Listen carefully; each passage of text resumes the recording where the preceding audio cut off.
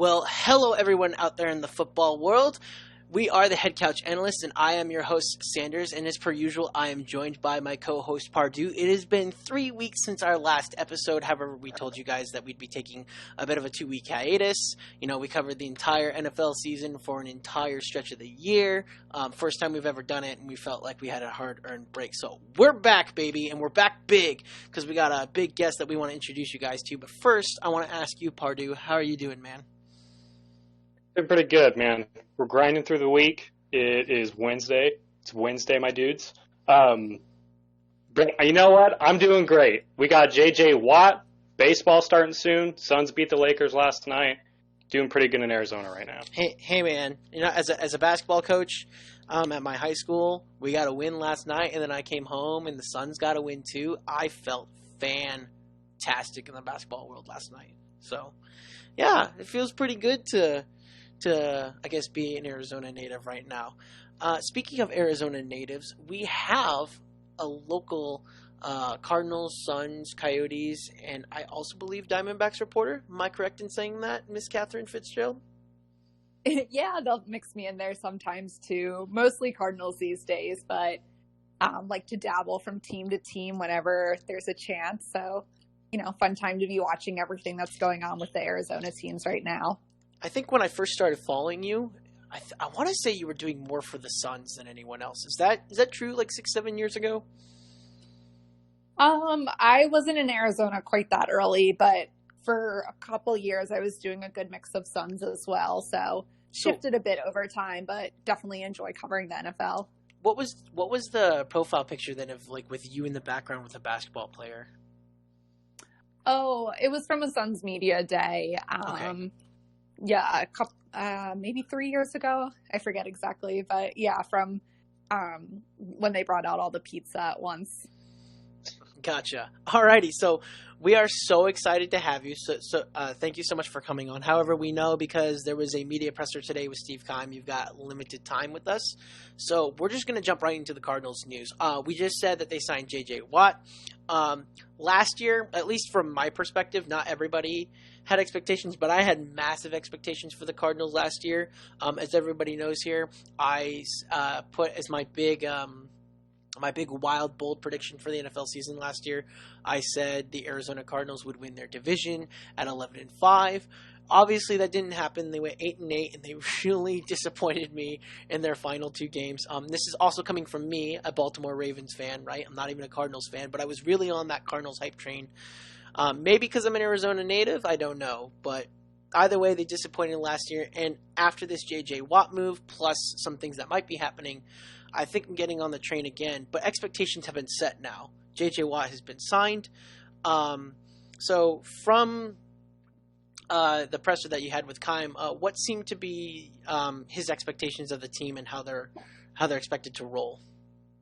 Yeah, I thought he did an interesting job of, you know, trying to balance it a bit where there's still so much to be determined over the next couple of months with free agency, with the draft. And obviously when you look at the NFC West, I mean, it's such a tough division every year. And that's not to say he doesn't like their chances, but, you know, I think they recognize bringing in Watt is big. It was, you know, one of the splashier moves so far, obviously pretty early, but coming after last year when they brought in Hopkins too.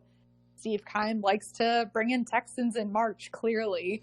But I think they know that as much as Watt has done in his career, he's not going to instantly fix this team without them making some other strong moves too. And that's not to take away from what he's done in his career, but I think that's more Steve Keim isn't going to say like, well, we're set now. I can sit back and relax. I've got nothing else to do over the next few weeks, when really there's still a lot of ways this team can kind of get a bit better. And also, you know, there's decisions they have to make either way with so many free agents. So I think he's hype about J.J. Watt. He's so excited to have him in, but, you know, he's not making the bold predictions himself, which I think is wise for, you know, a general manager to toe that line of being excited, but also, you know, not going out and saying like, all right, well, we'll never lose again or something of that nature. Right. Now, Now, as we said, kind of this last season with the Arizona Cardinals, it was kind of it was a great beginning, starting 6-3, and then to finish 2-5 down the stretch and ending up 8-8. It was a big letdown. I think a big part of that was the lack of leadership on this team, whether it be in the coaching staff or on the team. I believe this is a really, really young team, and it needs solid veteran leadership to kind of bring it all together. And I think J.J. Watt really provides that. So from outside of an on-field standpoint, what kind of, in terms of leadership, how do you think J.J. Watt's going to help the team? And then furthermore, when it comes to bringing a splash player in like this, and then when we have two other veterans who are, in the twilight of their career in Larry Fitzgerald and Patrick Peterson, does it bringing in a guy like J.J. Watt, kind of nudge Larry Fitzgerald a little bit into maybe coming back? This has been a really long process so far. This is the longest he's waited to make his announcement. Are they negotiating something? And I don't expect you to know right now. Obviously, it's always really kept low key. But would Patrick Peterson at this point in his career, he says he wants to stay in Arizona. Do you think this would, nudge him into taking a hometown discount? Yeah, I think there's so many ripple effects from this move. As you said in the beginning, J.J. Watt, you're not bringing him in just for what he does on the field, even though he's put up some ridiculous numbers there, set records in Houston with the league too. But I think a lot of those factors of leadership, his community involvement, go such a long way as well. And I know that's appreciated by any franchise. Something I found really interesting in his introductory press conference was he talked about his evolution as a leader over time, where originally he was kind of a lead by example guy. He would put in the hard work, and if younger players saw that, they could mirror it, they could do it themselves too, but it wasn't him trying to give instructions. It wasn't him going out of his way to pull people under his wing necessarily. It was more, the classic lead by example. But he said now he's shifted a bit, where he really takes pride in getting to know younger players, and his first 24 hours in Arizona, meeting guys in the weight room and passing on the knowledge he can, and taking a bit more of a proactive role, which is not to say he wasn't leading before, but it's just that slightly different approach to it. And I think that's going to be really helpful for this team. Like you mentioned, there's so many young guys. I think they've got strong leaders too, but I think, the team just hasn't had a ton of time together, even when you consider that it's been 2 years with Kyler and Cliff there. I think last year, just since it was so disjointed because of all the coronavirus precautions, it was just less time on task together, in-person chemistry. And, that was the same for every team in the league. But I think just them getting to marinate in that time a bit more together is only going to help. And particularly with a presence like J.J. Watt. And I do, I think it's going to be a factor in decision-making processes for Larry Fitzgerald, for Patrick Peterson of, for Fitz more, do I hang on one more year? Do I think this changes things so quickly that I want to go through everything a season brings again? He was more banged up last year than he's been in a while. And, it's a tough sport. It takes a toll on the body. And I don't think you come back to the NFL to get tackled just for fun. You're doing it at this point in a career if you think that they're in contention. And I think bringing in someone like J.J. Watt, it helps them on the field. And if my understanding is correct, I think this would be the first time that two Walter Payton Man of the Year winners will be on the same team, which is really cool. A testament to, what Larry Fitzgerald and J.J. Watt have each done. And to have that on the same team is pretty powerful. So I got a question for you. I'm going to take the next one. I didn't watch the Steve Keim press because I'm a teacher out in Chandler. Yeah. And I'm also That's important. And I'm also a basketball coach, right? So I literally just got out of practice and I immediately drove home to get, to this interview with you and whatnot. But and Pardue knows how I personally feel about it. I'm not going to get into my personal feelings, but I want to know, did Keim in his presser ever mention like any work that they feel like needs to be done, not just on the team as a whole, but like any specific things? Because I definitely feel like not only do they need to look at cornerback on the defense, but also I feel like wide receiver is a thing they need to look at, which is ironic to say when we're talking about the return of Larry Fitzgerald and DeAndre Hopkins, but I'm not big on Christian Kirk. I'm not big on Andy Isabella. And of course, that's personal feelings and me just sitting here as one of the head couch analysts of the show. But watching them, I never feel like if I threw them the ball, they're catching the ball to like win a game or get that clutch first down like Larry Fitzgerald or Hopkins could. And let's face it, Fitzgerald is not in his prime anymore. He had one of the lowest outputs he's had, I think, ever. Is that true, Pardue? Yes. Yeah, so you need a secondary guy who's reliable, right? Did he ever mention anything that they were thinking about addressing? Well, he was asked specifically about if they were starting to watch wide receivers in college for the draft coming up, and he said for sure that this class of wide receivers really excites him. Had some chance to start to meet with guys over Zoom. Obviously, everything's still so different than a usual year. But I think, regardless of what Larry decides this year, they are thinking towards the future too, and just making sure they always have options there. They were thin at wide receiver a couple times last year. Hopefully it won't be guys on the COVID list this year going in, but you never know what can happen. And so they're looking all around. He did mention those specifically. Being excited about some of the guys he called game changers.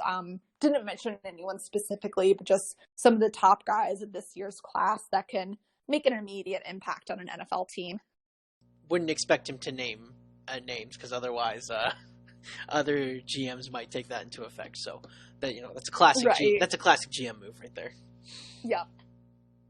One thing I wanted to ask you, kind of a little off subject here, or on subject, but a little different kind of question. When I was briefly in college, and it unfortunately didn't quite all work out, but I was studying journalism with a goal of being a sports journalist, and that's part of the reason why we also created this podcast. Me and Sanders is we've both been really into the journalistic side and of like sports leagues, and we like creating content and talking about sports on an analytical and from looking at a viewpoint and just talking about sports. And even Sanders, he dabbles in writing, and he does a great job with what he does. So for you, with the Hail Murray, what was it like to cover something like that? Cover a moment like that, like in the moment, and then like post game. Just what was that like for you? Yeah, it was really wild. I don't know what I can compare it to, especially just considering how it happened this year, where usually we're in the locker room getting that energy afterwards. And, I'm sure they were ecstatic in there for a long time, but instead it's kind of diluted when you're just talking to guys over Zoom a little after the fact. And, I don't want to say it was low energy by any means. DeAndre Hopkins has had some of the most entertaining press conferences I've been to. And that one, you think of some of his quotes after that of, it was a better catch than I was dunking on these guys. Just a delightful interview, but it was a little different of, there being so few fans there. You don't get that, stadium shaking probably the way it would of, it was the play of the year in the NFL, but it almost felt like watching it from the outside, even though being right in the press box and witnessing it live, it was a little bizarre in that sense. But I feel so fortunate to have seen it play out in real time, and just immediately trying to watch replays, whether looking on the TVs in the press box to see it again, looking on the big screen. All of us were trying, to figure out what happened too. There was still a tiny bit of time, seeing where guys were on the field. It was a bit chaotic for a moment, but still, that was without the usual noise level, without the usual celebration. So it was unlike anything I've experienced, but trying to distill what that moment was, what that game was too. I think that was what was so interesting to me. Was it was such an exciting finish, but I would say the first 3 quarters of that game were pretty boring. And so the narrative changes all of a sudden of like, this is the wildest play we've seen, but also what did we watch of trading field goals for, 90% of the game? Not quite that long, but yeah, it was really cool to try to put it in context in that moment, and then how it evolved as the season continued, where it was the only thing that kept them with a chance for a while. And then ultimately, I know there were some people who were like, yeah, that was so exciting, but they went 8-8. So like, who cares? But I think, that context shifts a little bit as the season continues, but to watch it in person and to get to talk to guys afterwards, a lot of them didn't know what to say either, because it was such a wild play, and to get that kind of raw reaction of, I don't even know how to describe it, is, just so honest, and it fit. I mean, it took most of us a while to figure out how to put it into words. I laughed at everyone's tweets right after it of just kind of like jumbled words of like, oh my God, what happened? Did you see that? I cussed in mine, but, just kind of that initial reaction of, what did we witness? Yeah, I remember because after Josh Allen had thrown the go-ahead touchdown pass to Stephon Diggs I don't remember quite how much time left, but I know it wasn't a lot. As a fan, of course, I'm mad. I was cursing in my living room, screaming, stomping around, kind of not paying attention that much at that point. And the Cardinals get the ball back, and I watch the Hail Murray, and I'm just kind of jaw on the floor. Sanders is texting and calling me, and I call him immediately after that. Like, we just couldn't believe what we saw. And I was like, this doesn't happen to like Cardinal teams. Like that, as a Cardinal fan, like just seeing that was incredible. Just kind of something you'll never really, you can't take moments like that for granted. It was really special. And I think we've all seen, what Kyler Murray can do, what Hopkins can do, what they can do together, but that individual play was just really special too. So, I think they'll be replaying that for years in Arizona, certainly. I think it's probably a play that similarly for Arizona, it'll probably go along with Larry Fitzgerald's 70-yard reception in overtime versus the Packers. I imagine that's what it'll go along with. I know a lot of Cardinal fans will immediately say, "No, what about the play that Fitzgerald had, the go-ahead touchdown in the Super Bowl?" And to which my response would be, well, you didn't win. So that's kind of a problem, right, for that kind of play. Whereas, like, the Larry Fitzgerald 70-yard touchdown that he took in overtime, it was like where Carson Palmer, like, threw across his body and Fitzgerald was wide open. He ran it down. I think it was like 60 yards. It was only like a 8-yard pass by Palmer. Is that correct, Pardue? It was like a 15-yard pass, like across the field, and then he took it down to the 5. Then there was then they ran like something to David Johnson. Then it was the pot pass forward. They took the forward pass to Larry Fitzgerald, and he scored the touchdown in the game. But the big thing about that game too, it's kind of funny that you, Catherine, said like the Bills-Cardinals game was kind of boring, is when you go back and you watch that Packers-Cardinals game, it was really boring up until pretty much when the Cardinals got ahead by a touchdown in the fourth quarter, and then the Packers had, the two, I think both of them were like fourth or third down conversions that were each like 30 or 40 yards long. One that like got them to the middle of the field, and the other was the catch by Jeff Janis right behind Patrick Peterson into the end zone to put into overtime. And everyone's like, that was such an exciting game. And I'm like, for the last 5 minutes of the fourth quarter in overtime, yes. Yeah, it can shift so quickly, which I love. It makes it really fun, but I forget what exactly I had written ahead of the last 3 minutes of the game, but my final version of my story was very different from whatever that looks like. So I don't really got anything else like Cardinals related because I'm not the Cardinals fan over here. However, I do love the Cardinals as a whole, especially recently. Being an Arizona native, Larry Fitzgerald has always been one of my favorite players of all time. So I'm gonna give Pardue the last question or two because I know you said you wanted to be out of here after 20 minutes. So I'll give it to Pardue. Yeah, I'll just give it one last quick question. Me and Sanders are both, not to like fanboy out or anything, but like you coming on the podcast is absolutely awesome. So we really thank you again, and we love your work. Speaking of your work, in the years that you've been covering Arizona sports now, of any of the jobs you've done, like what's your favorite moment that you've had covering Arizona sports? Oh, that's a great question. My first year covering the Cardinals was when they were 3-13, so it's shifted Yeah. pretty quickly. The Hail Murray is up there for sure. I'm trying to think if there's anything off the top of my head that really compares to that. Probably not the Suns, because they were terrible when you were covering them. Yeah, the first year of kind of doing both of those was when, the Suns also had like 19 wins, the Cardinals had 3, and I was just like, oh man, what's happening here? It might be the Hail Murray, but I would say outside of that,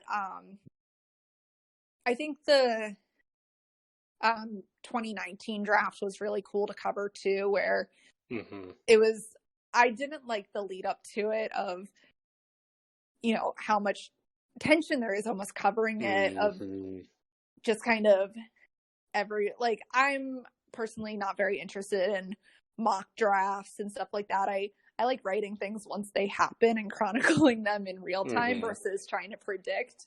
But I thought it was really, especially looking back now, cool to see how quickly the organization shifted and to see that excitement happen so quickly. But I mentioned talking to you guys before the call about, Larry Fitzgerald, how he has a softball tournament every year. And that happened to be the same weekend as the draft. And I think Kyler Murray is electric. I think he's so fun to watch and cover. He's almost hard to write about sometimes because you can't always come up with words for what he's doing on the field because it's so dynamic. But that being said, I enjoyed interviewing Josh Rosen. So when that shift was happening, I was like, okay, well, this is going to be really interesting long-term for the team. They're going to be, flashy really fast, and that's pretty cool. But what was nice too was Rosen ended up going out to Larry Fitzgerald's softball tournament for like a final goodbye the day after he was traded to the Dolphins. And I'm someone who really likes closure and like pretty endings to chapters, however things go. And to see Arizona fans give him an ovation, like, thanks for your time here. Good luck on the next move.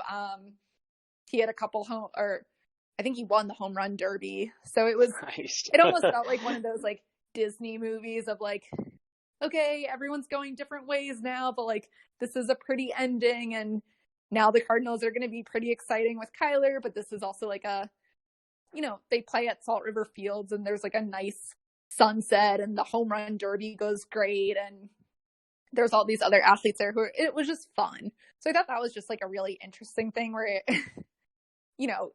to see a franchise kind of shift modes so quickly is really interesting to watch from an outside perspective of like, okay, now we're going to see what Cliff and Kyler do. This is a new chapter. It's going to be fun, no matter what happens exactly.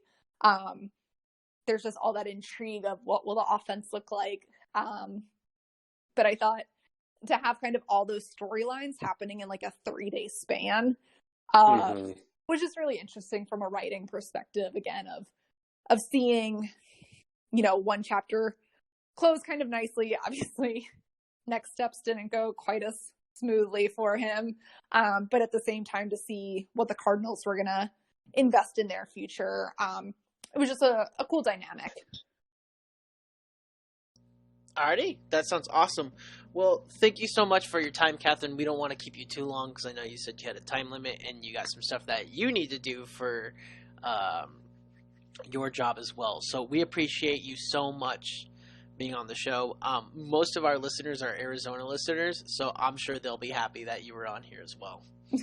Appreciate you guys. I was excited to come on. It's just been a crazy busy week, but I think that's going to lead to a lot of exciting things for the Cardinals this season. So excited to see what that turns into. Well, hey, it only gets busier with free agency coming, so. Exactly, for sure. Well, thank you guys. All right. Thank you so much, Katherine. Have a wonderful rest of your day. Thanks. Y'all too. Bye. Alrighty, so that was Katherine Fitzgerald. You can actually look at her information. She works for Arizona Central. Again, shout out to her. It was awesome having her as a guest. So I don't think there's anything else we need to say on the Cardinals, do we? No, I got nothing. I think we can push the Cardinals to the side for now until we start breaking down divisions.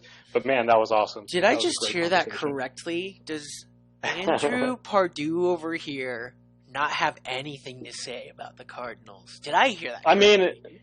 I mean, I got a lot to say about the Cardinals. That was sarcasm, dude. We've had so many Cardinals podcasts. I don't need another one. Right. But going back to the conversation we just had, that was awesome. That was a great conversation. That was really cool. No, that was cool. I hope all you listeners enjoyed that one. For now, though, we haven't been here in 3 weeks, right? And so much has happened in the last 3 weeks. So let's get to what's happened with some other players. Wasn't a free agency picks up, but it was a trade. We're going to talk about the Eagles for a little bit, which it would be so great to have Bootleg on here right now, actually, because so much has happened with the Eagles recently. I'm going to have to hit him up and get him on for the NFC East episode. In fact, it's almost a must that he gets on for the NFC East episode. Yeah. Carson Wentz went to the Colts. We didn't actually talk about it a lot because at the time you and I were in our hiatus. I was knee deep in varsity basketball because I think the week that happened, I had 4 games in 5 days, so I had no time to think about anything else, and I had tests from students, and so I was just all school. So I didn't really ask for your reactions, and I know you were trying to take a break from Twitter and football. So initial thoughts now on Carson Wentz going to Indianapolis. So first thing, initial reaction, looking at it from up above, kind of overviewing the entire situation, that is Carson Wentz in Indianapolis. I think that is the best situation he could have gone to. You got a really, really good offensive line in front of him. You got some decent weapons. You're going to have a really good running back behind him in Jonathan Taylor going forward. So you got 2 really big portions on offense that are already basically set in stone that are really going to help Carson Wentz. And that's an offensive line and a running back who's consistent. And it's an upgrade over what Philadelphia had. I would agree. Exactly. Especially on the offensive line. Now, in terms of skill position players like wide receivers and tight ends, in the receiving game, those could use some upgrades. Now, the name of the receiver, I'm pretty sure he was a rookie. He really started to break out at the end of this season, but I forgot his name on the Colts. Was his last name Pittman? Yes, Michael Pittman. Exactly. That is exactly what it is. He started to break out. Not Kyle Pitts, but Michael Pittman, right? Right. So that's who he started to break out at the end of the year. So I'm looking forward to see what kind of connection Carson Wentz builds with him and what they build on top of that. But I think the reconnection with Frank Reich and Carson Wentz, as well as just the upgrade in personnel around Carson Wentz there, is going to play into his hand better than anywhere else kind of he would have fit. I guess you could say the Patriots, but I feel like the skill position players aren't, made for him there. And I don't think that offense would be made very well for him there. And I don't think that culture and the way that organization is run would be a fit for Carson Wentz. So I think the situation that he is in now with Frank Reich was the right one for him. Yeah. By the way, does that mean he's going to be fixed? He's going to be better. I can't say. No, I can't. Honestly, with how bad he looked last year, I lean a little bit more towards no.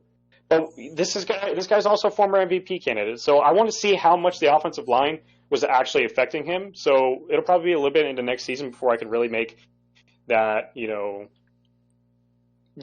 can really come up with how I feel about where Carson Wentz is at now in the point of his career. But as of right now, I don't really know how much it's going to help him. So last year was god-awful, right? I think you and I came to an agreement. It was around, I think week 11 was when we finally conceded, let's just trash this year, right? But I think there's a piece of both you and I that didn't want to concede that he is actual garbage. And a big reason for that isn't I've put the MVP season behind me. It's behind me. Like, that wasn't his season. He didn't win MVP. Nick Foles won the Super Bowl. Like, that is behind me. What stands out to me was him taking the Eagles to the playoffs last year with an injury-riddled team and receivers that couldn't catch for over 500 yards. That literally just happened last year, right? And I ask myself, that's the Carson Wentz I know. The guy who makes it work despite his receivers being awful. And I think the Eagles were just so bad last year. By the way, I think they're only going to get worse. Spoiler alert on what I think of their new head coach. I wouldn't be surprised if the Eagles are a poverty franchise for like the next couple of years in the laughingstock because of just how bad everything has gone on for the Eagles. Not only management-wise, but how they've handled PR and the way they've been wheeling and dealing stuff doesn't make any sense, right? And I think for once it was a win-win trade. I think if Wentz plays for more than 70% of snaps, that means A, he's not getting hurt, and B, he's probably playing well because they have a worthy backup in Jacoby Brissett. If Carson Wentz is that bad, you just start Jacoby Brissett, right?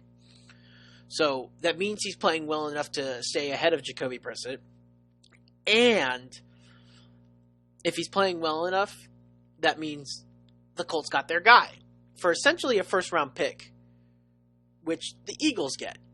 And that's a win. You get a first-round pick for a guy no one liked. Mm-hmm. I think it's a win-win. You trade a first-round pick, and I think there was also a second-round pick involved in there from this year, right?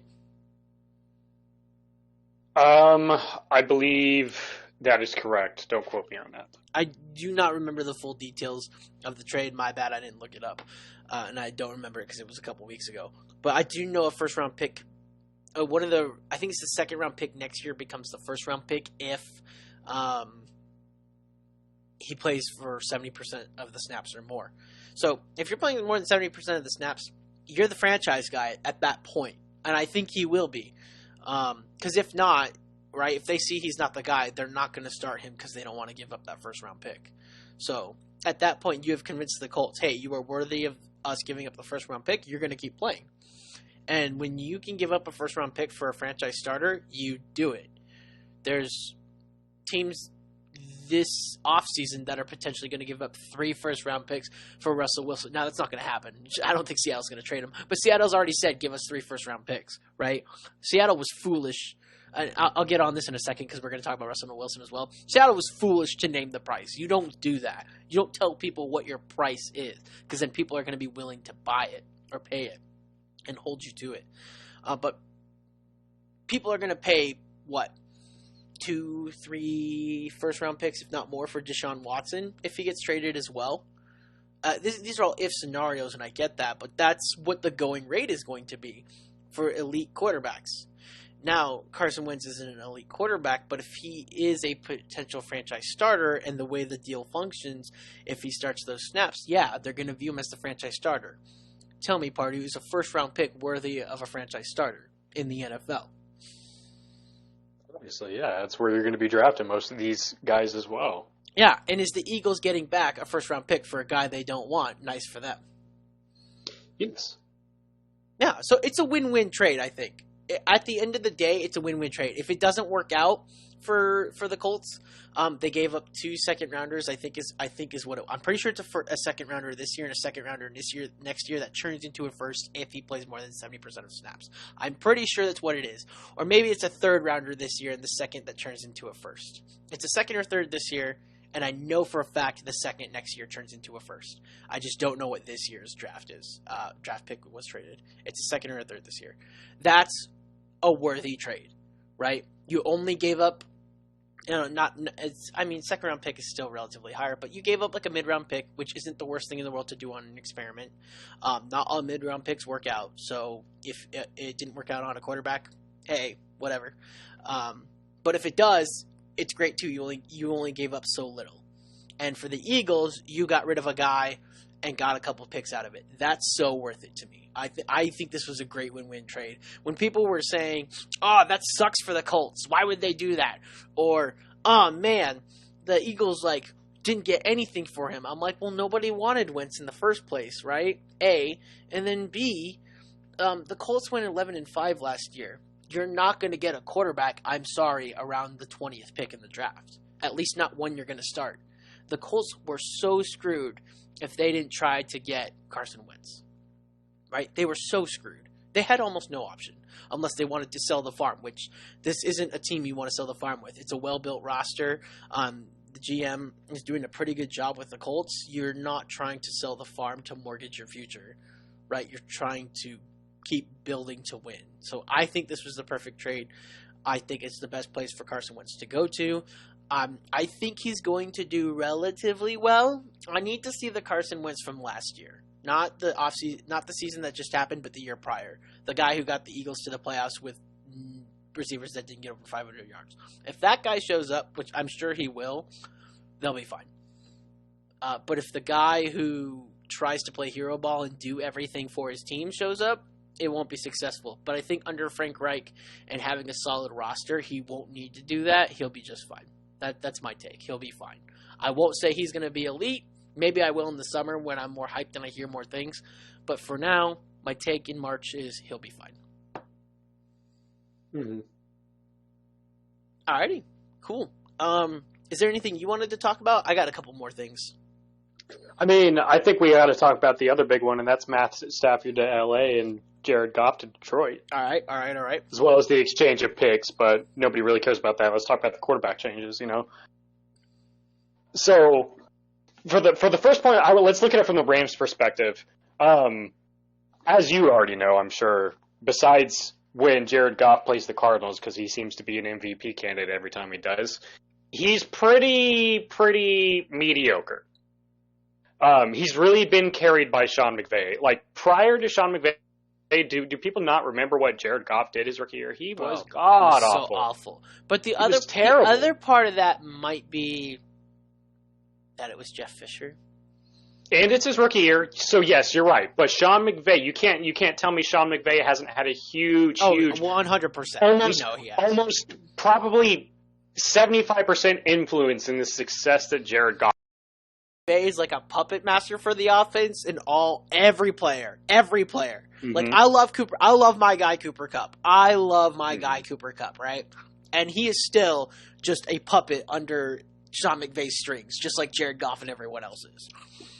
Exactly. So the only thing that could have been more dangerous is if you gave Sean McVay a quarterback that is extremely mobile. But now I also don't quite think that's right. Now I don't think that's quite his guy. I think Sean McVay actually got probably what is the perfect scheme fit for his offense. He basically got a Jared Goff prototype that's 10 million times better than Matthew Stafford, in my opinion. Now, Matthew Stafford isn't, Aaron Rodgers or anything, but Matthew Stafford, in terms of talent, is top 10 quarterback.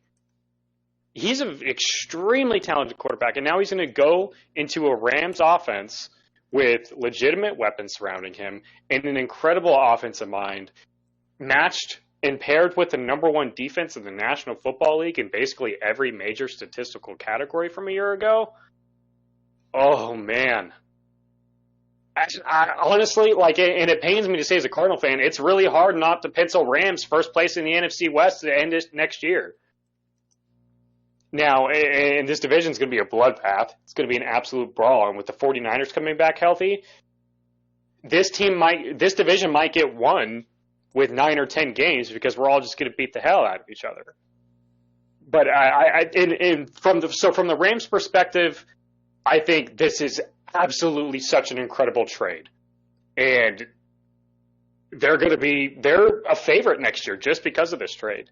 Now, what's your kind of opinion on the Rams portion? Then I kind of want to talk about the Lions real quick, and then you can give your portion on the Lions. I mean, I got a way too early prediction for them already. Like, as soon as I saw the trade that day, I had an instant reaction, which I thought maybe was an overreaction on the day I had the reaction. Now, like a month later, I'm still confident in the reaction, and it's that I think the Rams are going to win the division this year.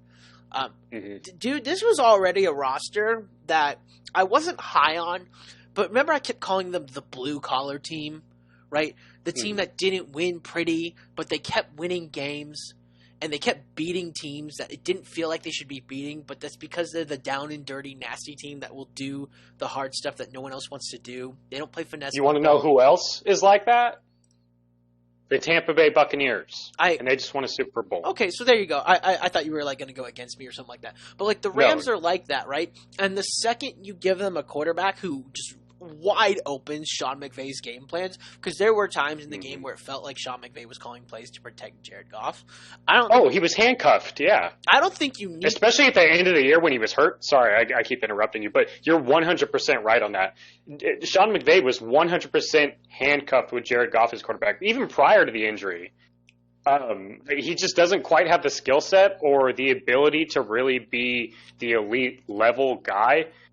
And that's kind of what has held this offense back, I think, the last year plus or so, about 2 years. And I think if this offense gets back to the elite level it was the year they went to the Super Bowl, it's going to be hard to pick against them.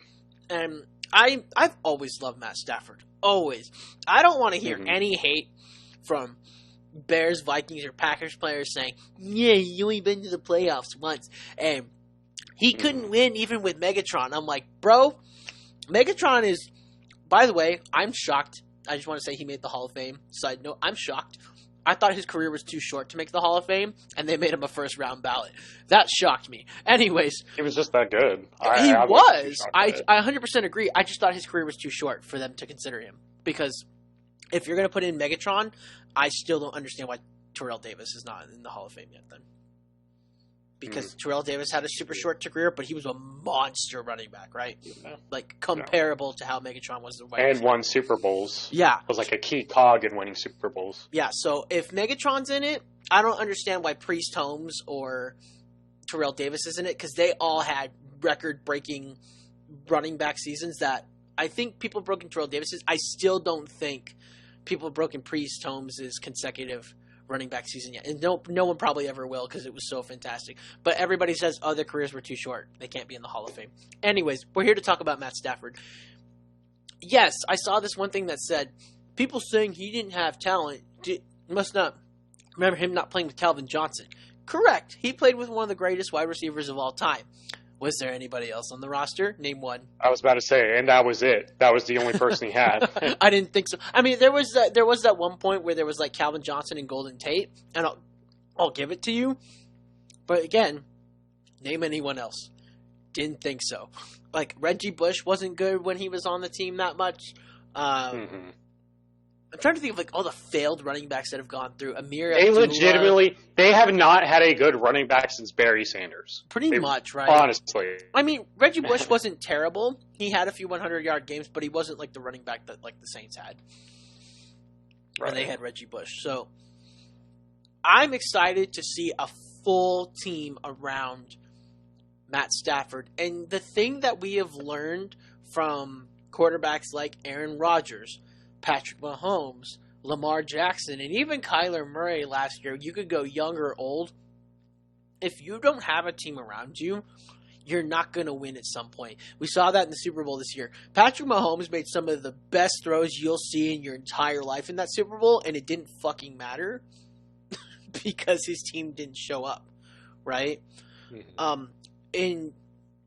In the playoff game, not this last one against the Bills, but the playoff game before that they lost, when the Ravens played the Titans, Lamar Jackson probably had one of his better passing games he's had in his career, and it didn't matter because there was 11 drops by his wide receivers in the game.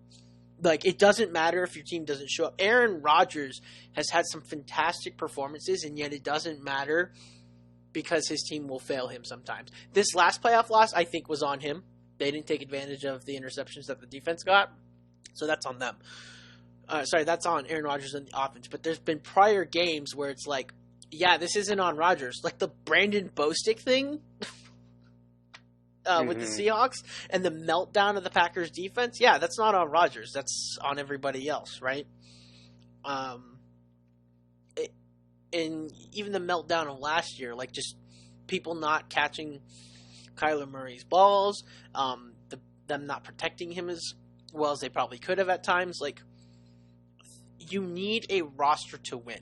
And the one time the Lions had a decent roster, they went to the playoffs. What a shocker. So now that he has a full roster around him, Matt Stafford, they're the division winners in my eyes at the moment. And that doesn't really change because I think the Rams have a better roster than all three of the other teams, right? They have a better roster than the Seahawks, most definitely. I would say the Cardinals roster is slightly better than the Seahawks, especially with the addition of J.J. Watt. If I had to do my rosters ranking, I'd say Rams, 49ers, Cardinals, Seahawks. And this isn't meant to be a negative against any of these four teams, right? Because the Seahawks are still really freaking good, and the Cardinals are pretty good too. But the 49ers roster is incredible. They're just missing a quarterback, it feels like. Yeah. I feel like they could use a couple, I don't know. I feel like they could use bigger body receivers. I feel like they don't have that true mismatch offensively. Well, I guess you got George Kittle, but you're right. They need a quarterback. Now, you get a guy who is mobile and elite, like a Deshaun Watson, a Kyler, or a Lamar, or even just a guy kind of like Gardner Minshew, like a prototype like that, someone who can scramble. Put him in Kyle Shanahan's rushing offense, man, and oh man, that's nightmare fuel. Well, it's nightmare fuel because they just did it. They just went to the Super Bowl 2 years ago doing that, right? Right. So, and what I'm saying is that just like how they were a quarterback away, we've kind of judged Jared Goff at times. I mean, I'm going to say it. I think he's a solid guy. I think he's a solid quarterback. But when I say solid, I mean average. And Matt Stafford is better than average. I hate the hate that I've seen on him. I don't know why people hate him, because at the end of the day, yes, winning matters from a quarterback standpoint, but it's not very often that I've ever felt like games are lost by Matt Stafford. And I've always felt like when they do win, I'm like, oh, they won because of Matt Stafford. Now that potential is on this Rams offense with Sean McVay, I'm like, yeah, who's going to beat him in the NFC West? Not the Seahawks defense, I'll tell you that much, dude. I mean, you could argue maybe the Cardinals defense, they're pretty good, but their offensive line is really solid. The Rams offensive line is a pretty good answer, actually, to J.J. Watt and Chandler Jones. And that's a lot of credit to the Rams offensive line, considering who J.J. Watt and Chandler Jones are. And they can also handle the 49ers defensive line. I think the one line that's going to be okay in the NFC West is the Rams O-line. And your quarterback's Matt Stafford. And you got weapons. And I can't say enough about the Rams, actually. I know I started turning this into a whole Rams thing. We're supposed to be talking about Matt Stafford. But he, I think, is the key to unleashing Sean McVay's game plan. And by game plan, I mean playbook. To being bigger, more diverse. And it's quite possible maybe he'll be able to save some tricks that you don't see till the postseason, right? Which is what you want in your playbook. You want a playbook that's for the season, and then a playbook that's for the postseason that no one has seen. So that way you can beat people doing things they haven't seen on film. So yeah, it was my early reaction when I first saw it, and a month later I'm still like, yeah, I think these are the division winners. This is the blue collar punch you in your face team. Aaron Donald's a monster. I hate to say it because I don't like the guy, but Jalen Ramsey's a monster. Cooper Kupp is still good. Who's the other receiver on their team? Robert Woods. Robert Woods is pretty solid. There's no standout on their offense, but they all work so well within the game plan, it doesn't matter. So now for the other portion of the trade, real quick, just the Lions. Jared obviously, Goff to the Lions. Right, and so with the new head coach, we can kind of segue this into one thing here with Dan Campbell. Now, I'm not sure what to think of Dan Campbell. What a character. Obviously, he's been right. That's exactly what I want to say. He's got great character, and he's going to be great for a lot of quotes coming from his press conferences, and that's all I really got to say about Dan Campbell because I don't know him. I know he was the assistant head coach and tight ends coach with the Saints over the last couple of years, so he's worked under Sean Payton, so maybe he's gotten some mentorship there, and that's a good mentor to have. Now, what does that mean for actually being a good NFL head coach? Not sure. Don't know. We'll have to wait and see. And now they gave him a long-term commitment. This isn't going to be a 1, 2, or even 3-year thing with Dan Campbell. They gave him a 6-year deal to be their head coach. So first thing when I see that is this is going to be a slow build. Obviously, Jared Goff is not the answer at quarterback for the Detroit Lions, in my honest opinion. Unless Dan Campbell just is like the key to unlock Jared Goff, but if Sean McVay couldn't really do it, Dan Campbell's not doing it. So I believe this is going to be a slow build. I feel like they're using the John Gruden and Las Vegas Raiders kind of formula here. They're going to kind of blow it all up, make some trades, get some picks, which is what they did with this acquiring of Jared Goff. They also got, I believe, a first-round pick and then an additional pick. But again, this was a while ago, so I don't quite remember. I know they got picks in return. So that's what they're trying to do here. I think it's going to be a slow build, and Dan Campbell's going to build the team in his eyes. So for what this trade does for the Detroit Lions as of right now, not a lot. I don't think this team's really going to be all that competitive going forward for the next couple of years because you still got the Packers in there.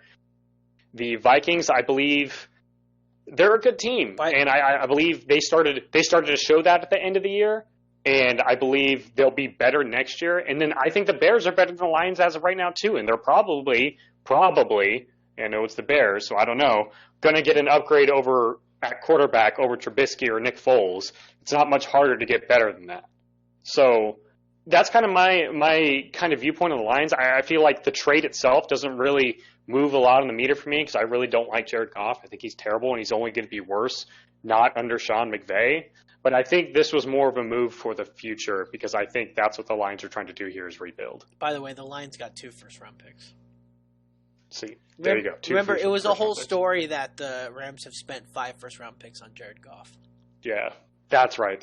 Remember, that was a big story. They spent 3 first-round picks to trade up for him, and then they spent 2 first-round picks to get rid of him. Let's face it, that was part of it, right?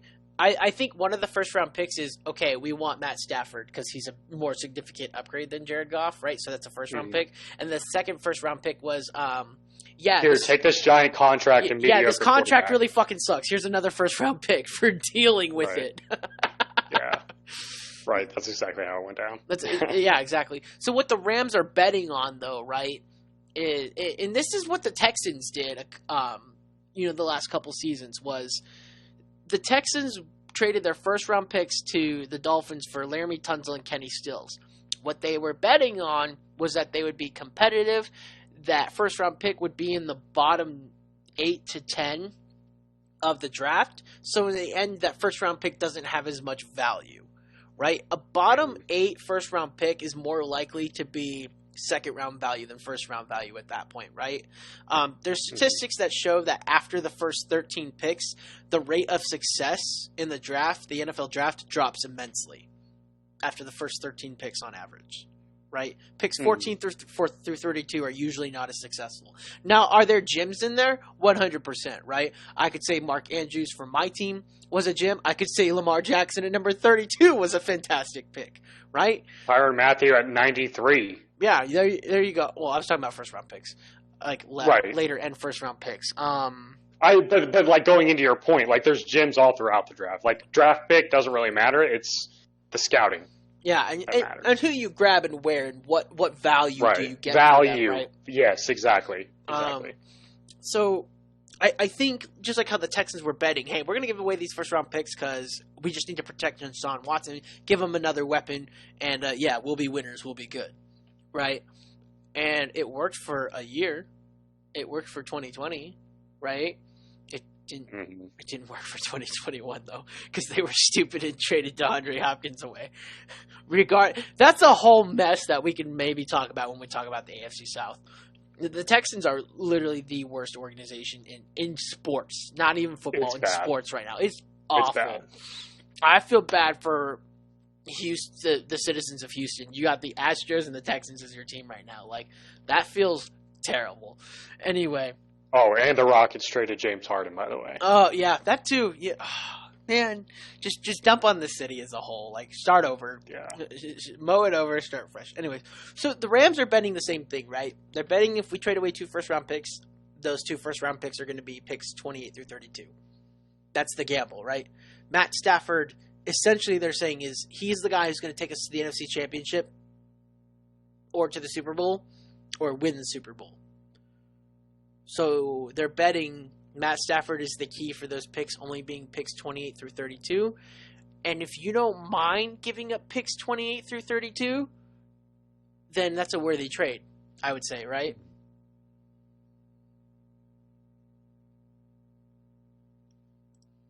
Yeah? Yeah, I said right. Can you hear me? Sorry, I didn't hear you there. Okay. So I would say that's where, and even like, let's just say you win a Super Bowl, right? And then the following year, because Super Bowl hangovers happen whether you win or lose, let's just say they have a terrible year the following year, right? So let's just say they get like the number 9 pick. But that number 9 pick isn't theirs. It goes to the Lions, right? You still don't care because you won the Super Bowl from that trade. You don't care. So as long as you win the Super Bowl or you stay with an NFC Championship / Super Bowl contingency, then yeah, picks 28 through 32 doesn't matter. You've already gotten your value from Jalen Ramsey. And it's yet to be foreseen if you've gotten the value from Matt Stafford, but more than likely you will, right? So we'll see what happens. I kind of want to talk about the new head coaches and then get ourselves out of here. What do you think? Sounds good to me, man. All right. So we had, by the way, 5 or 6. 1, 2, 3, 4. I have 5 written down. If I missed one, let me know. We have 5 coaches now. We already talked about Dan Campbell a little bit, so let's stay there for a second. What do you think? I think he's a character, but I don't know what to think of him. He reminds me of a guy who talks big, but some guys who talk big follow up with it. Other guys who talk big suck. Like Chip Kelly talked big, and it held up for a year or two, and then it splattered. Right. So is this guy going to be like a Rex Ryan, or who's someone else who talks big, who's had like really good success? I can't really think of one. So I like you said, in terms of character, this dude seems great. I'd love to have him as my coach. I think it'd be awesome to have a coach like that. Bruce Arians. With that being, yeah, that's a good one. That's actually a really, really good one. Sorry, I had to really think. Sean Payton. Sean Payton talks big too, and he's had a lot of success. Yeah, that's fair, and that's where he came from. That was he came from the Sean Payton Campbell was tree, yeah. Right. So that would make sense. Now, so you mentioned the character, and I think the character's great and all, but I don't know. That doesn't equal success immediately or automatically. It does, and it's certainly not going to. Right. So the culture is going to be a thing. So it's all going to depend on if these players actually buy into the culture or not, and to his like cool corniness in a way. So we'll see how players buy into it. I think that's going to be what matters. We'll kind of get a taste of what maybe is to come in his tenure this year, because I don't see this being more than a 6-win team at max. We'll kind of see what I know. They signed like Tyrell Williams this year, which kind of was a head scratcher to me.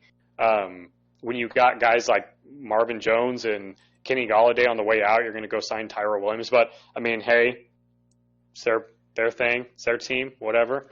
But it'll be interesting to see what they do the rest of this offseason, to see if they are going to try and go in and do something this year with Jared Goff, or if they kind of, realize what they have in Jared Goff, kind of trail it back and continue to just build this, like I was saying, in Dan Campbell's vision. So I don't really know what to think of the move. I mean, we don't really know a whole lot about this guy. It could be great. It could be terrible. We'll just have to kind of wait and see, I think. I think it's just going to be a slow build for this team, though.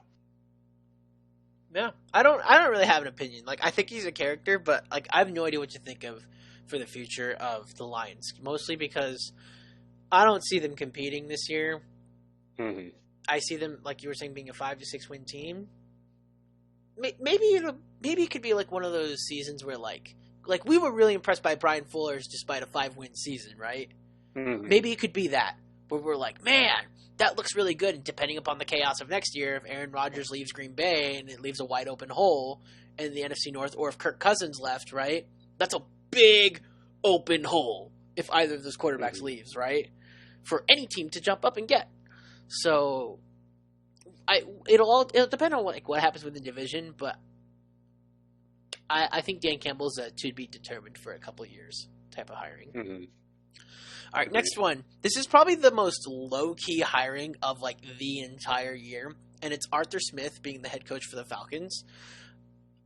I like the fit. I don't like the fit like I liked Kevin Stefanski to the Browns fit. So I'm not like high on the hiring like I was on the Kevin Stefanski hiring. But I like the fit because Arthur Smith was the one who revived Ryan Tannehill's career in Tennessee. He was the offensive coordinator during those times, and he called a fantastic game against Baltimore when they killed Baltimore and upset, them as the number 1 seed. They upset a 15-1 team. Like, that's a great job to be calling that kind of game. And he helped Ryan Tannehill enter the MVP conversation for like 2 weeks. Let's be real.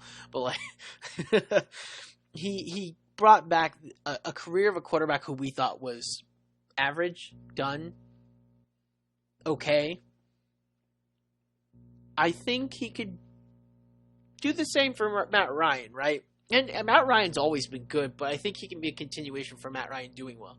My problem with this hiring is that was never the problem for the Falcons. Their problem was their defense sucking and always blowing leads.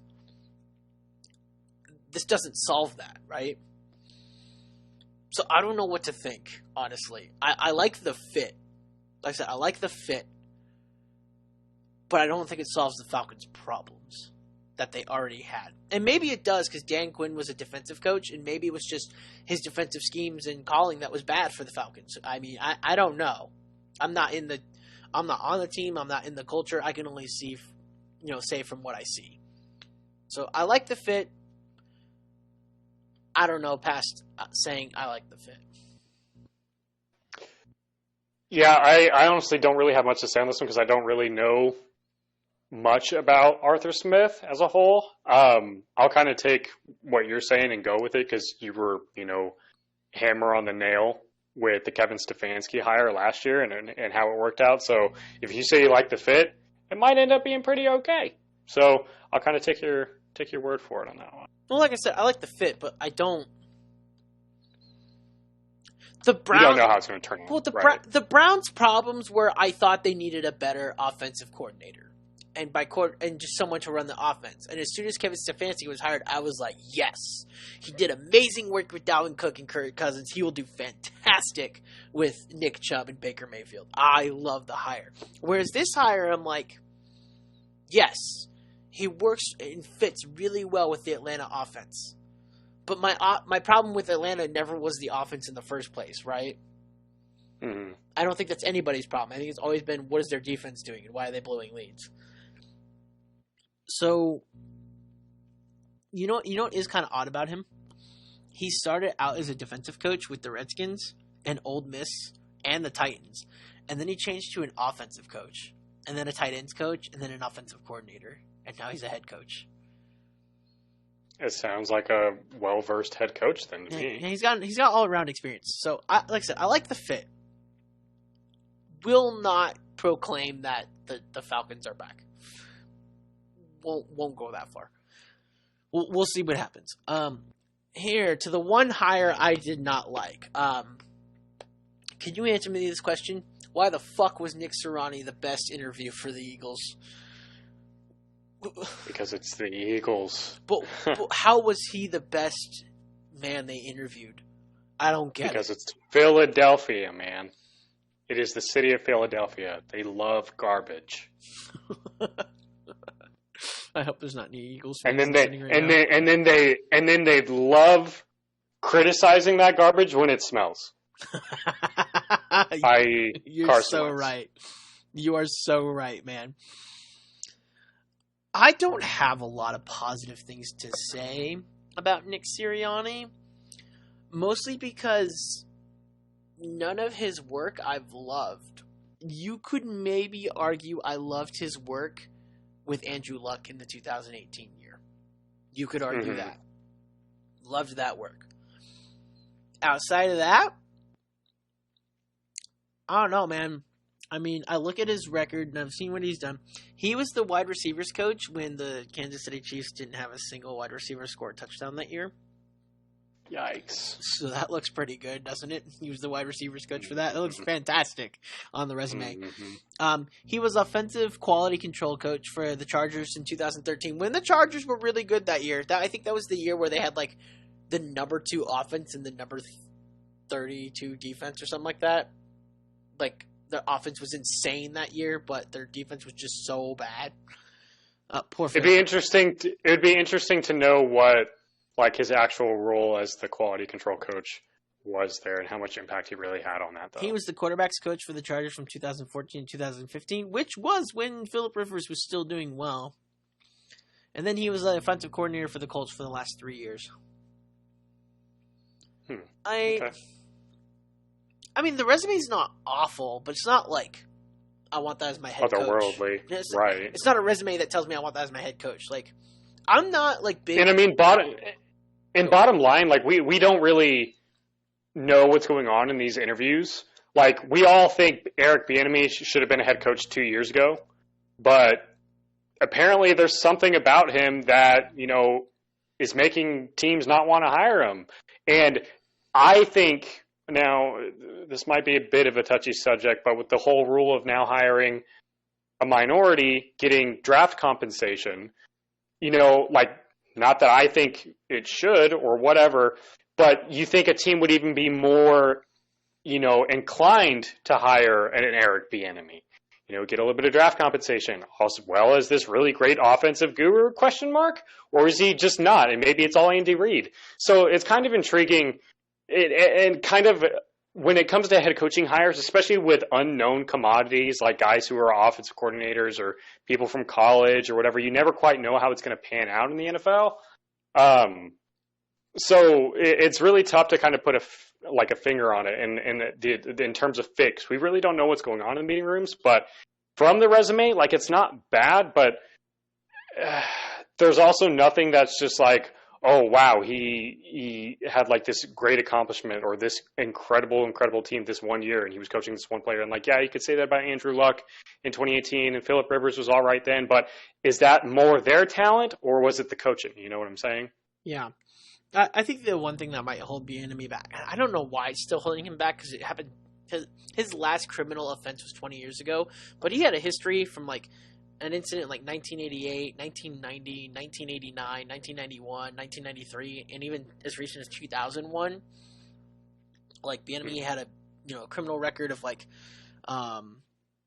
allegedly in Boulder, this woman had told her that he made a comment about a bunch of black males all at once being her worst nightmare. That's okay, dude. Like, he was banned from UC Boulder for that reason. He had like a DUI in 2001, but all of his other stuff that was like it says he interfered with a firefighter performing his duties in 1990. Said he got in a bar fight in 1988. He was caught speeding and driving with a suspended license while under the influence in 91. Like, these are all stuff that happened like 20 to 30 years ago. And if teams are still holding that against him, I don't know why. That was 20 years ago. This dude has probably grown up and matured since then. Especially now that he has a wife and kids. Like, we all grow up eventually. So that might be what's holding Bieniemy back. But even then, I still don't understand how Sirianni is a bigger candidate than Bieniemy. I don't get it. I don't get it. Especially after watching his whole press conference. I know everybody saw the meme clip from Sirianni, but I was like, you know what? Let's see what the whole clip is. I watched the whole 18 minutes, dude. I think he's in over his head. He talks like he's in over his head. You know what he talks like? And I'm going to roast myself for talking. He talks like me when I started being a basketball coach 3 months ago. My skills as a basketball coach 3 months ago did not exist. I BS'd my way through it, acted like I knew what I was talking about to the kids, and tried to form a relationship. Now, I would argue I actually know what I'm talking about, and I actually do know what I'm doing, but back then I did not, right? That's what he sounds like. He sounds like a guy who's just excited he got the job, right? He's excited that he gets to be a head coach, and he's going to try to do his best efforts. No doubt in my mind, Nick Sirianni will put in his best effort. But he talks like he's in over his head, like he's more confident than what his actual capability is. It's quite possible he's just a really good offensive coordinator, and that's it. Now, he could totally blow away our expectations, and the meme interview will be a thing of the past if he just wins, right? Because a lot of people criticize Belichick for retiring from the Jets on a napkin. And now no one gives a shit. We all think it's the fucking funniest thing in the world now, Yeah. Right? And maybe we'll look back at the interview 15 years from now if he's still coaching and winning. Let's say he's won a Super Bowl by then, or 2 Super Bowls. We'll be like, hey, that was really funny, but he was a successful guy, so, forget about it. It's just funny. As of right now, though, in 2021, yeah, I think he's in over his head. I don't like this hire. Alrighty. This was not my favorite hire. My favorite hire is the last one we'll talk about, but I think this was the most exciting one, and I think the one you wanted to talk about most when you and I were talking about it before. Is it the Urban Meyer hiring? Yes. Okay, so let's talk about the Urban Meyer hiring. Right. So, honestly, I remember the day it happened, because, again, it was a while ago, and it sucks that we were still, in the middle of the season trying to cover actual football when all this stuff was going on still. So we're kind of just hitting it now, and I know I had some key points I wanted to bring up, but I can't quite think of them at the moment. But Urban Meyer himself, as a guy, as a football coach, has had success everywhere he's gone. The culture alone, I think he's going to bring to the Jaguars organization, and the instant juice that kind of gave the Jaguars organization, I think is something that is actually going to be really beneficial for them, because this is obviously a very low market team. I know it's in Florida, but have you met a Jacksonville Jaguars fan? Not on Twitter? Yes, I have. I knew one in college. Just one. Just one. Just one. Okay, there you go. And you met him after 20 plus years of life. I've never met him. After 20 plus years of life. At a university, no less, where people from all over the world go to, right? Right. So I've never personally met a Jaguars fan. I honestly have not. You might know some in a couple of years, my guy. Right, exactly. And so that's what I'm saying. I think Urban Meyer, I feel like this is his perfect situation for him to succeed in the NFL. I think that's what he's been waiting for, because I believe previously he's been wanting to come to the NFL for a couple years now, but he was kind of just waiting for the right situation to build his culture the way he wants to in the college kind of view. I view what the Jaguars are about to do a lot like what the Cardinals were doing. They're going to make it a very college-like atmosphere. They're going to build a young team. They're going to go get a great franchise quarterback, more likely than not, in Trevor Lawrence with the first overall pick. And then they have a bunch of other really high draft picks as well that they're going to use to add talent around Trevor Lawrence. Plus all the cap space that they have, Urban Meyer is going to basically build the team that he wants in his eyes and in his view.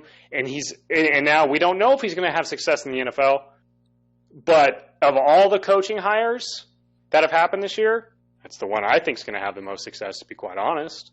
I have a question for you. And what's that? Please don't say this is a stupid question, because I don't think it's a stupid question. Maybe you will.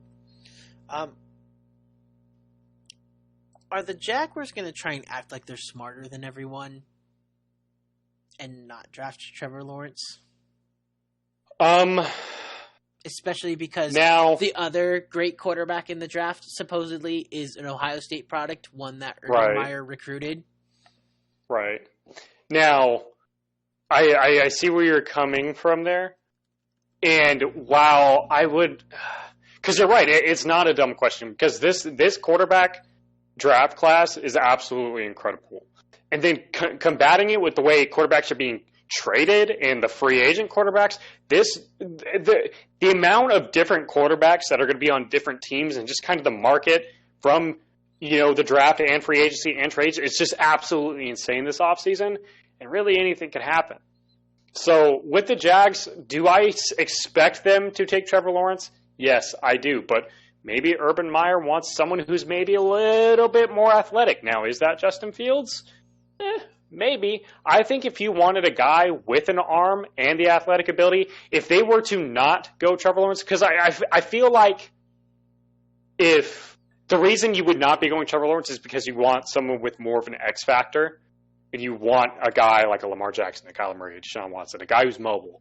Now, Trevor Lawrence is mobile, but he's not, otherworldly. He's the modern statue quarterback. He's like Rodgers. Right. He's like I'm trying to think of other statue-esque quarterbacks that he cannot single-handedly wreck a game with his legs. Let's put it that way. Justin Herbert is another one that comes to mind. Mm-hmm. Right. Derek Carr. Even Patrick Mahomes. I would say Patrick Mahomes is a perfect blend of the quote-unquote running quarterback and statue quarterback, which is what makes him so good. Yeah. So if they wanted someone who wasn't Trevor Lawrence to kind of get more of a different, multi-versed kind of quarterback, I honestly wouldn't go Justin Fields. I would go with the BYU product, Zach Wilson. Ooh, to be quite honest, that's my QB2 in this draft. Zach Wilson, dude, he's really, really good. I am a big Zach Wilson guy. He's really good. Are you with Chris Sims, who said today that you should take Zach Wilson over Trevor Lawrence? Now, I won't go that far because, like I said, I still think the Jags, the best, the most safe. I think in the situation that the Jags are in, you've never had a franchise quarterback.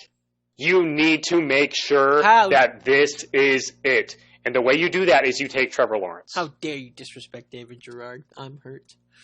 Oh, sorry.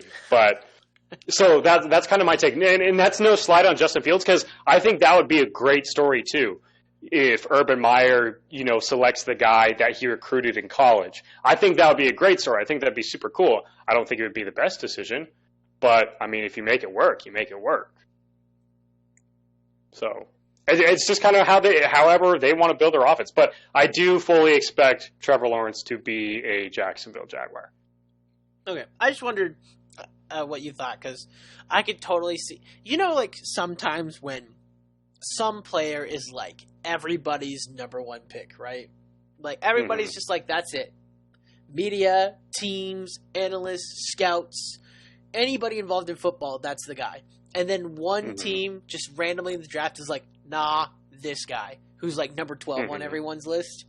And it's like, why'd you do that?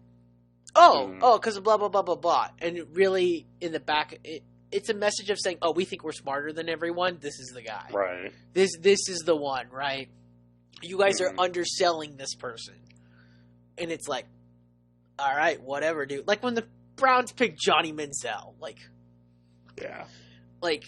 They thought they were so much smarter than everyone else, and it was like, to be fair, the Browns did it again with Baker Mayfield, because who was supposed to be the number one pick? It wasn't supposed to be Baker Mayfield.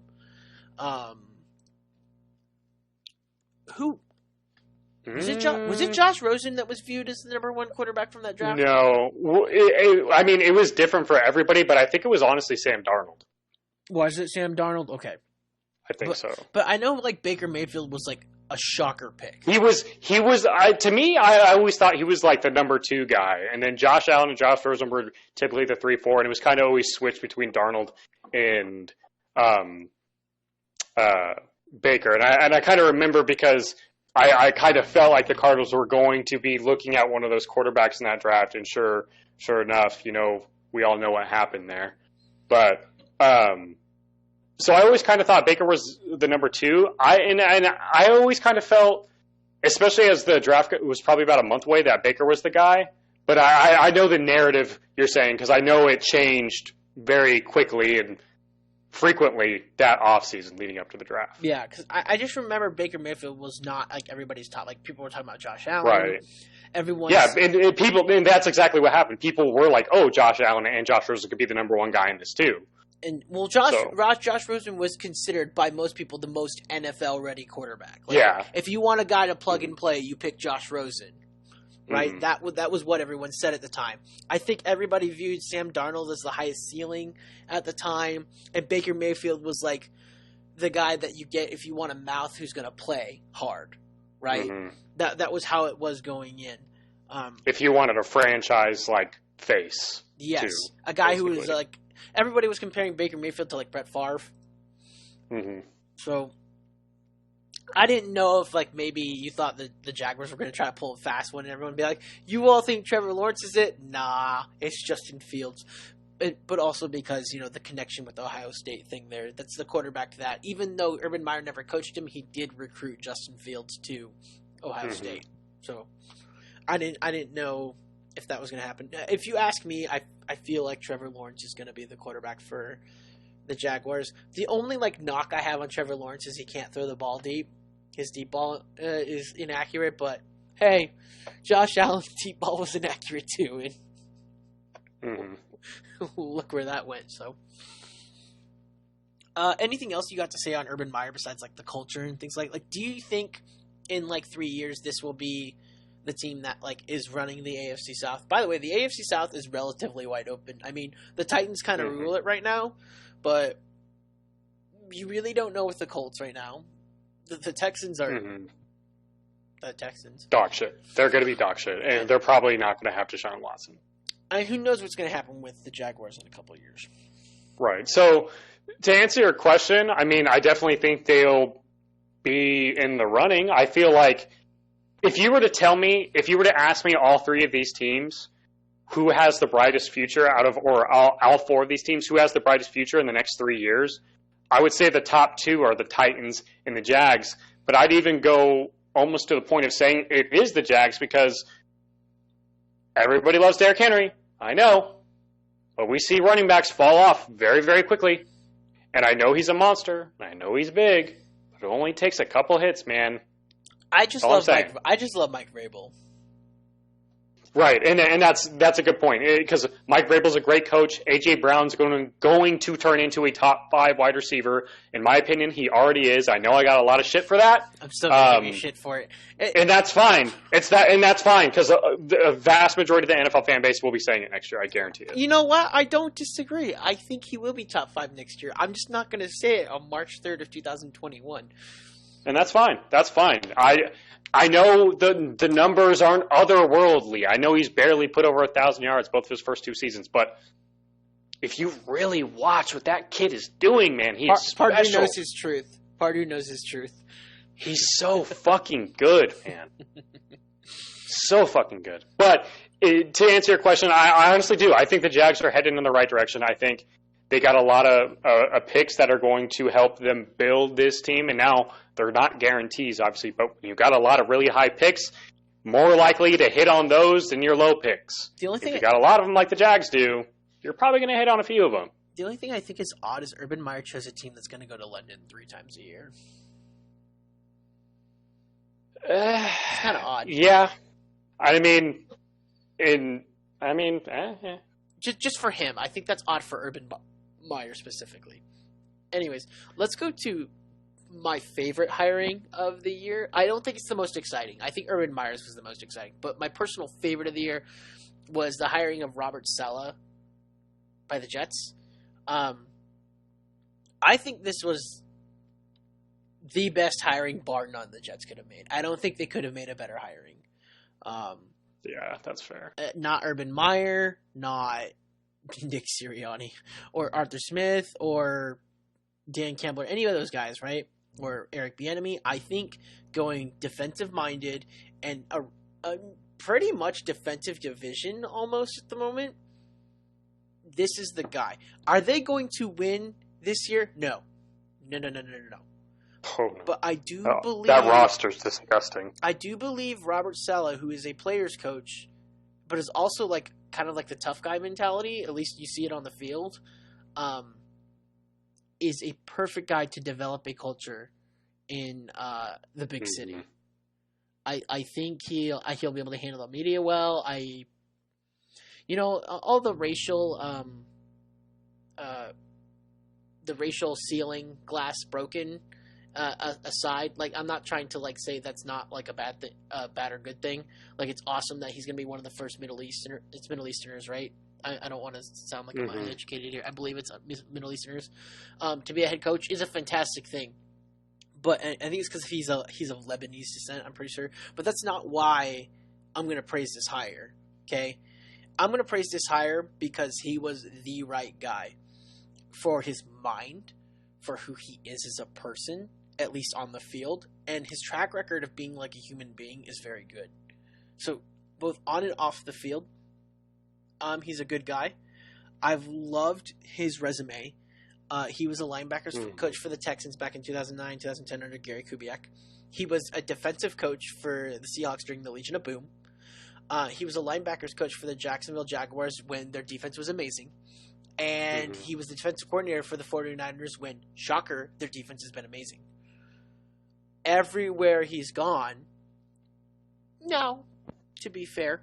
Dan Quinn was the defensive coordinator of the Seahawks, so credit to Dan Quinn on that. Right, but everywhere he's been, the defense has been good, whether he's defensive coordinator or not. So he's got a role that he's played in all these defenses, peaking at having a a Super Bowl caliber defense 2-3 years in a row with the 49ers. 2 years in a row, I'd say 2 years in a row. Last year and this year. Unfortunately, this year it didn't matter because his players got hurt and the offense got hurt. But even with his players defensively getting hurt, though, that defense was still pretty stellar. That 49ers defense still balled. So, yeah. I love. I think the Jets hit a home run with the hire. I really liked Robert Saleh. Now, again, like with the situation that he's in, I think it's going to be a slow build. It's going to be interesting to see who they pick to be their next quarterback, because I really don't think Sam Darnold's going to be that guy. I feel like he's going to be on the move. And then just what they do to build their roster. But one thing that I'm honestly really, really, really excited to see, and something that I've been wanting to mention since I knew we were going to talk about head coaches today, is the fit in what Robert Saleh is going to do for Quinnen Williams. Is it Saleh? Remember that name? Am I butchering his name? Yeah. My bad. Hey, see, I keep hearing it. I'm not 100% sure because I hear it pronounced differently by different people all the time. Well, but it's a Lebanese name, and he's Muslim, so Saleh sounds much more Middle Eastern than Salah, like I was saying. Yeah. So Saleh, I'm gonna go with Saleh.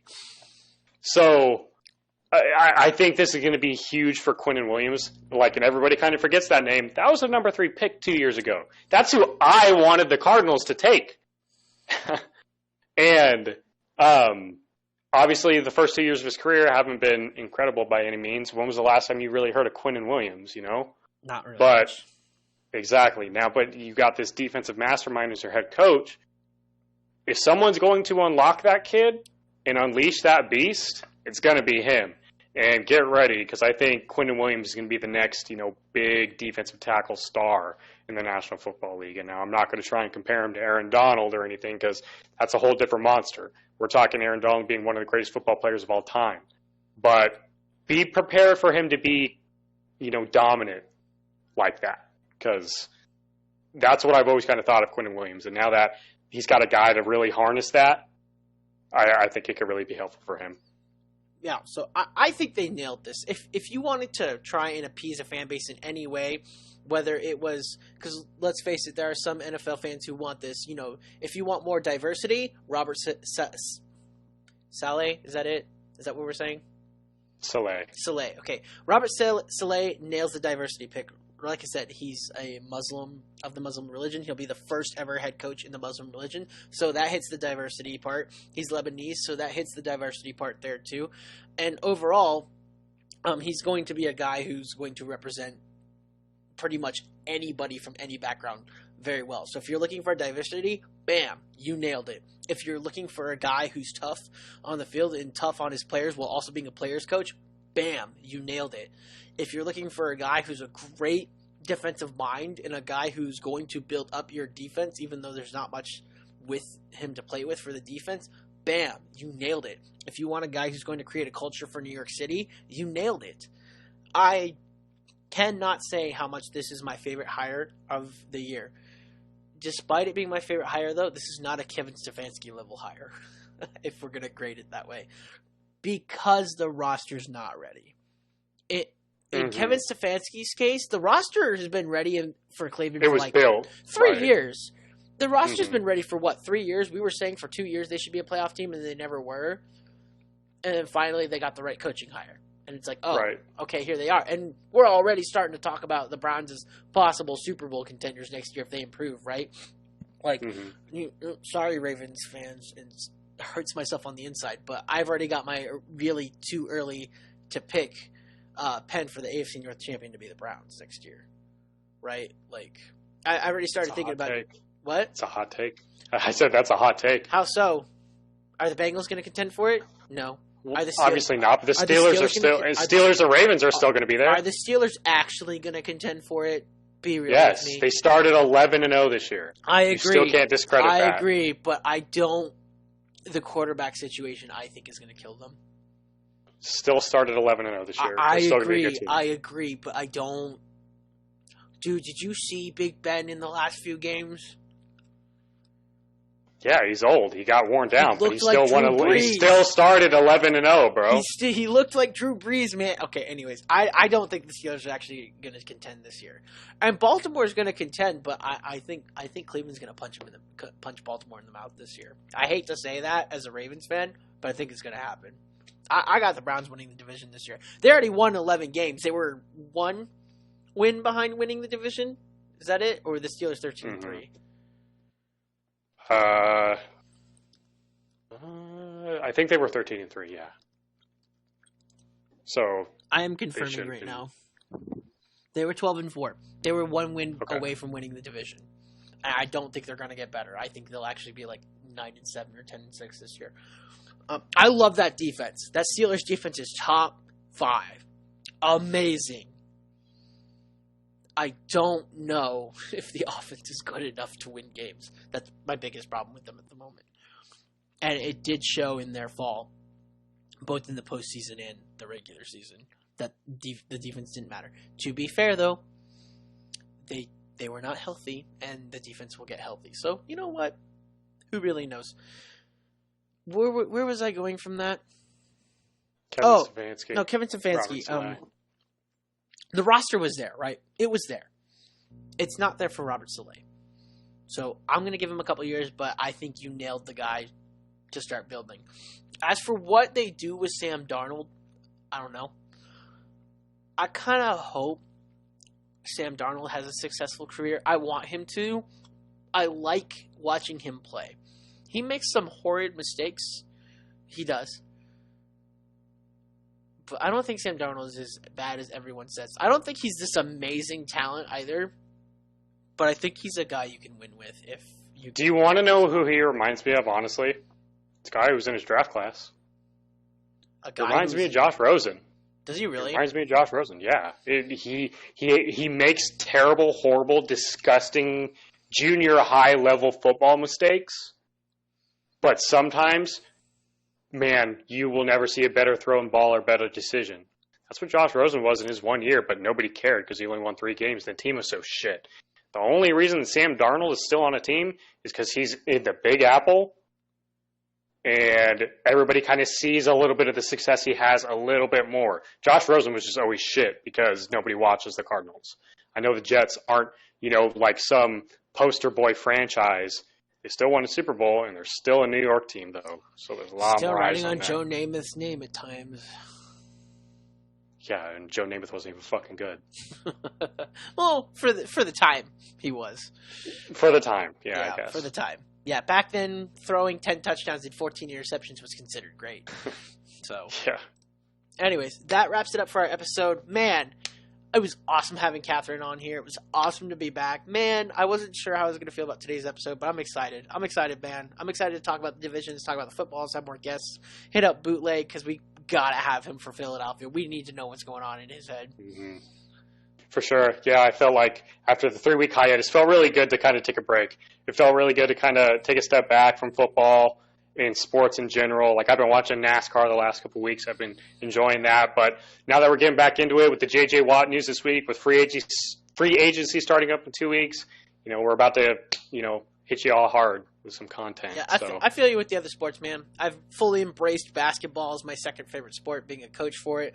I've also I've always embraced the Suns, but, I'd say the last 4 years I really started paying close attention to the Suns, even though they were terrible.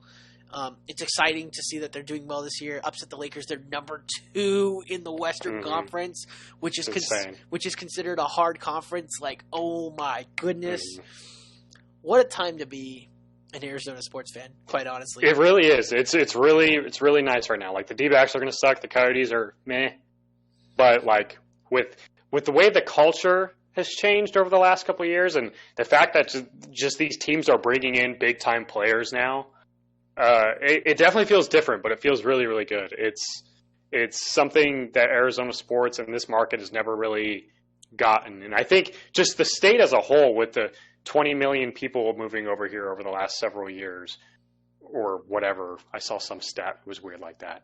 But with all the people moving here, like, this is becoming a major state. It's becoming a major market.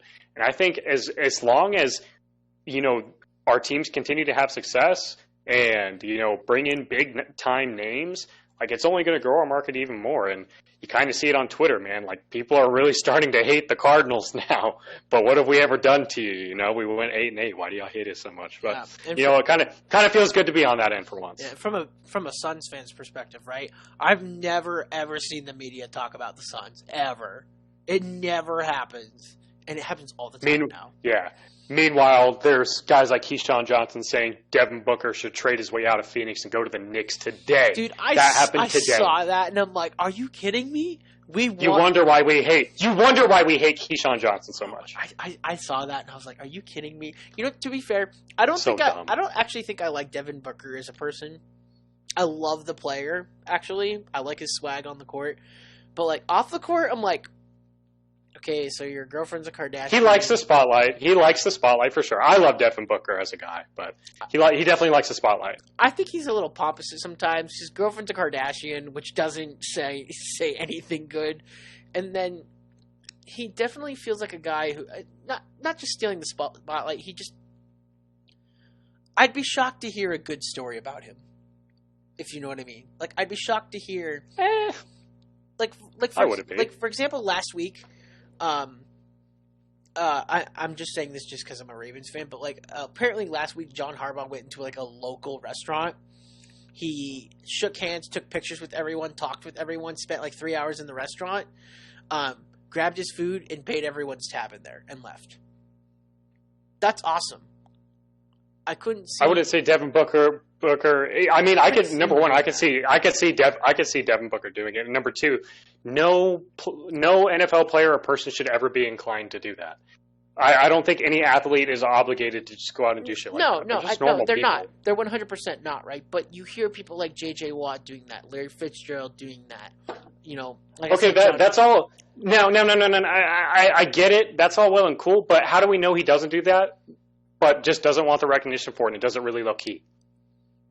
Devin Booker do stuff low key? You don't know. You don't know the guy. You're not wrong. Either way, I love the guy as a player. I wouldn't be surprised if he tried to get his way traded out just because of like how he acts sometimes. But we better. I don't think so. I